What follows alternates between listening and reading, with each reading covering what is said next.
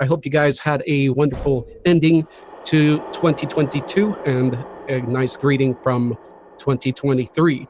Lester did not let down, in my opinion. When I started looking at things, there wasn't that much, but there was some pretty cool stuff that did come out. There was the new Stranger Things, Prey, Hellraiser, Troll on Netflix, and the ending of the air with the new Avatar movie, Way of Water. Also, video games came out like God of War and Elden Ring. So that's just to name a few, although there wasn't much more than that. Not to mention, there's also those board games and their delicious minis.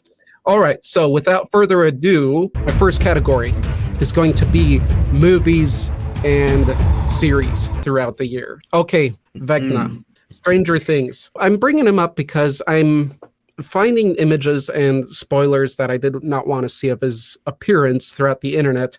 I found him to be pretty cool, interesting looking, and quite monstrous. And I thought that he would probably deserve to be possibly my top monster of the year. But since I don't know anything about Vecna, I'm going to put him aside. That said, we're going to move on to my top one, which is The Gasp. The Gasp.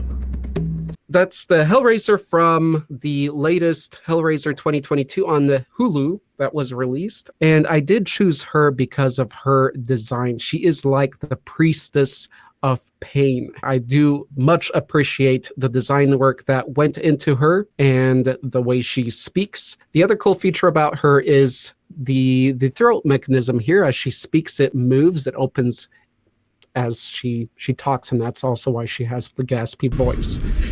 Yes, she is chosen another. She is the right hand sort of Pinhead, kind of as in the original Hellraiser. You had a female Cenobite there too, and it was sort of his right hand person as well. So she's sort of reminiscent of her, even a little bit in the design, but still different enough, quite original. And all in all, I very much like her overall design. She was played by Selena Ho, who did the special effects, because excellent work. I saw some special effects people that worked on it from Ingenuity Studios, but I don't know if it was all of Ingenuity Studios that took over the project and worked on that. I'm assuming that Hulu has their own team of special effects, but they outsource, for example, with Ingenuity Studios. So huzzah to them. Well done. Huzzah.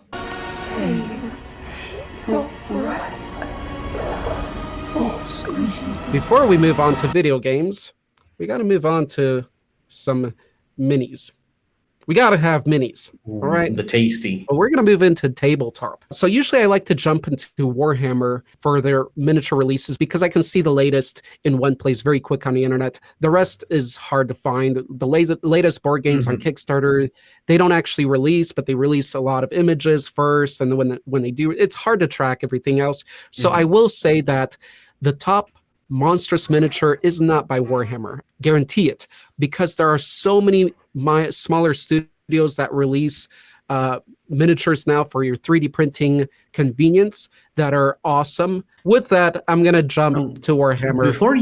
Before you jump into them, if I may, because in the live chat, you may want to highlight it, we did have High Howler asking, tabletop, what's that? I also cover in tabletop because I cover so many categories of monsters. If you go to our YouTube channel and look at the categories of videos, or our Discord and categories that we have in our discussions, I put everything in the tabletop that is literally you can put on the tabletop. So this also, it doesn't just cover miniatures of board games, but it covers collectibles, larger statues, action figures, toys, stuff like that we have in that field, and where those original monsters were created. Because many monsters were created in comic books first, then toys were made, or movies, but some actually had toys released first, and they were so successful that other lines after that came out. This is my pick of Warhammer's miniature. May I wager a guess as to who this is, because I'm pretty sure I know. Yeah, go ahead. Would that be Be'lakor, the first demon prince of chaos, the Shadow Lord, who made a big crash and reduced the property value prices within the city of Mordheim, and as mentioned, deserves a slap across his face because he's a bungle nut. This is the Dark Master Be'lakor. And I like him, one, because and this has nothing to do with the sculpt, but the black paint job on him, I think, is quite awesome. That's a rare thing to see. It's more rare, and it's hard to do well, especially if you're not a very advanced painter. So the black layout of this demon, in addition to all the little chains and skulls off the wings, I think if it was old Warhammer, he'd have his nipples pierced and all that. But you could say, why would you have that? There's no need for that. But then again, why would you have chains in the wings? It's all aesthetic. So anyway, I do think he has a very cool design to him, and that is Be'lakor. Okay, so here is the Avatar of Cain. And this is from the side of the future elves, prior called Eldar. Now they have, what are they, Eldari now? They changed it. Eldari, because Games Workshop wants to copyright everything. Specifically in Warhammer Fantasy, the Avatar of Cain does not exist. It is specifically within 40k, because that is where Kalementia Cain, the Eldar god of war, was actually shattered. And you'd be surprised how essentially the same an Avatar of Cain and Be'lakor are, because they're essentially demon princes, in the sense that they are a mortal being who has been infused with the essence of the warp, which is the immaterium, and that has transformed them into demonic beings, being the Avatar of Cain itself. So it is a demonic entity, in the same vein a demon prince technically is, but it's technically not bad. I mean, it's an alien, so it's by default bad. Praise the Emperor. But that's my bias aside. Here's an alternative paint version of it. So we're getting out of tabletop now, everybody that can't handle tabletop for too long. I will say, since I'm going to throw it to Be'lakor as my favorite for tabletop of 2022. At the end, we're going to do, or after these, we're going to do honorable mentions, so stay tuned for that, because right now we're going to jump into video games. So make sure you watch through the whole thing and hear out my honorable mentions, as there's some cool monsters there as well. Video games, favorites that almost made the top when I was researching all these. It was almost Astel, Natural Born of the Void, this monster right here. But he's a bit messy, and I found something better right here. The big boy. Just look at that. Look at what you run into out there. It's gorgeous. But this monster, this is the Fire Giant. And once I found the Fire Giant and noticing certain aspects of it, immediately it jumped high above anything else I found in Elden Ring and God of War, because those were my top kind of competitors this year for the best monsters. So if you take a look at him, what's he got going on there? There's fire spewing, fire out of his stomach. What's going on? Oh, there's a mouth on his stomach. When I noticed that, it's very reminiscent of a lot of demons. You usually don't see a lot of monsters with mouths on their stomach, except for blemmies, but those are humans with basically the torso being their head. Usually when you see a mouth on a stomach on a monster, it's some kind of a demon. So I really appreciated how they added that to this Fire Giant. So that already turned me on to this being the best monster of the year. Watch what happens. All right, so once you cut his foot enough and you damage it, he freaks out.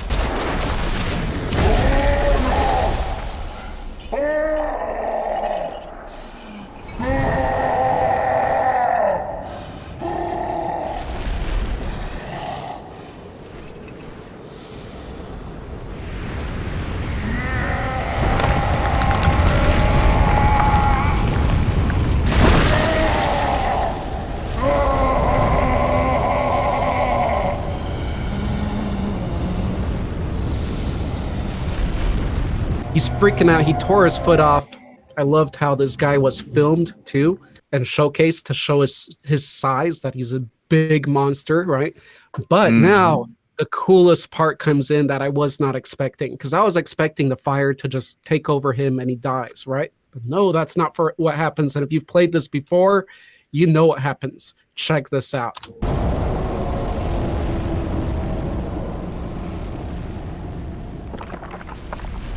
Ooh. The eyeball. He has unlocked his foot fetish. Yes, exactly. So when I saw that, that did it for me. Because he was already the coolest I could find. I just loved his design. I loved the red fur or hair that he has. Just how he was showcased, the design, the modeling, everything. And then to top it off, that second phase to the battle where he opens his eye and he starts battling crazier with fire in his hands and pulling that out from his mouth, his stomach mouth, and there's a big nose on his torso too. That did it for me. This was my favorite top monster of 2022 for video games.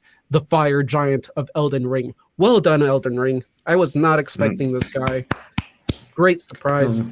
Very happy for it. Okay, to be expected from the game of the year to have great monsters. Honorable mentions, we'll do that after everybody else's shares. So that are my shares for now for the top monsters of 2022. With that, Chris? Firstly, to kind of bring a bit of continuity to the streams, for the fine folks who watched our first ever MonsterCast 2.0 that we had now on the channel, I mentioned about the movie called Barbarian that released this year that I found quite intriguing, and particularly because of the practical effects placed on the monster from it, which is known as the Mother. It's about this lady, our main character, who goes into the slums of Detroit, I believe, and rents a house. And in there she finds a hidden corridor, which leads into a basement area that is an underground tunnel section. And there she encounters this creature, referred to in the movie as the Mother. It has apparently trapped also another person, where it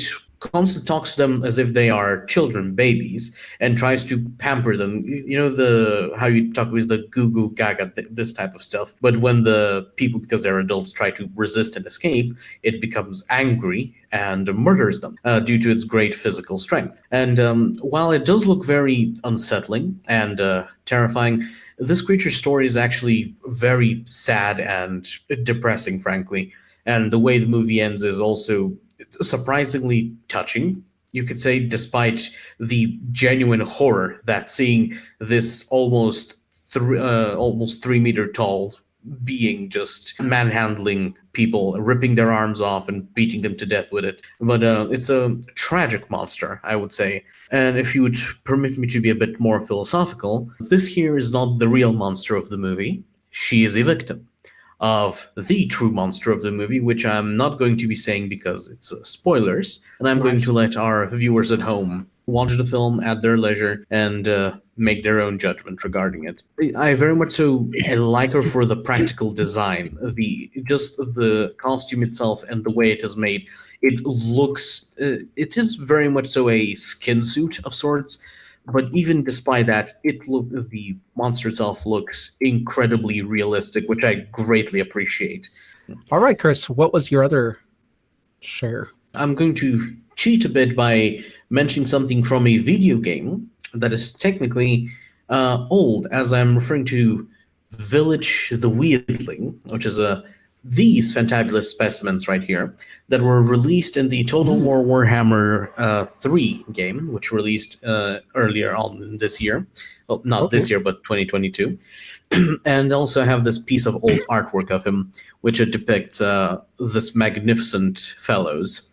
And the reason I'm saying this is because the village is this thing right here, the tumory growth growing on the back of this spectacular specimen. Their story in brief is that this is Village, and this is his brother, whose name I don't remember off the top of my head. When they were essentially born as twins, however, Village was very sickly and remained small and very frail, whilst his brother grew to be essentially the Giga Chad of the village, since they are born in Norska, which is the Vikings that worship chaos, basically, region of the world. And by becoming so much stronger and popular, his village's brother would always abuse him. And so, as did the rest of the village. So to them, he was kind of like a slave, a servile creature. But even his miniature aptitude with magic was looked down upon by the shamans of the village. And it is in one fateful night, Village would constantly pray for things to change. And on one night, the funny squid man called Zinch, the master of change, the weaver of fate, the chaos god of magic and change essentially, made it so that Village and his brother were merged into the same body, where in addition to amplifying Village's own magical abilities, where Village is now essentially one of the strongest mages in the world, essentially, he also has the powerful body of his brother, which he works around like an automaton, which he is permanently attached to.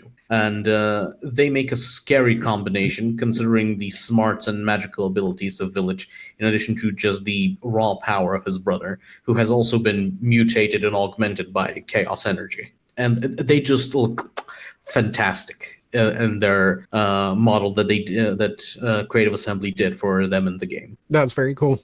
I'm sure there's a lot of cool Monstrous releases in that Total War or latest release. Okay, honorable mentions. My honorable mentions. Let's start with, this is Troll from Netflix. I haven't seen the movie either. This is my honorable mention because Troll, awesome. And the previous Troll movie was awesome. A big fan of that. That one had quite a variety of trolls. I'm not sure this one has that variety. I don't think so. I know that this big boy is quite prevalent in it.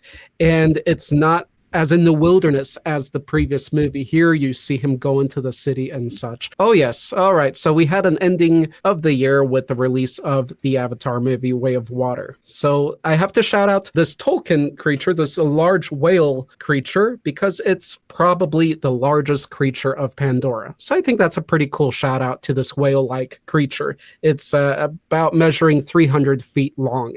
So that's why I wanted to mention this along the lines of honorable mentions for best monster of the year. There's some other cool aquatic monsters in the movie as well, but this being the biggest and this and colorful and just neat.